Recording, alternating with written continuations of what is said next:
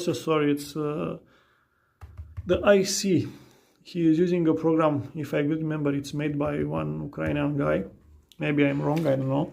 You can use also Atlas DCA 55, which is really doing a good job.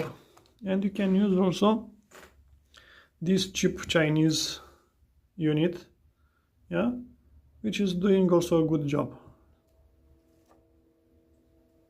But you see, for this one I don't have a box. I have to create a box, but because of the time, you know. So I'm using this one. How I'm using, what I'm looking for on the transistors is very simple. So you'll take the transistor, after you'll take out from the board, you'll put with specification to you with these markings. Usually the markings are on this tab. You'll press test, and this one it will tell you exactly 1, 2, 3 CBE, yeah, collector base emitter. Here is the power amplification.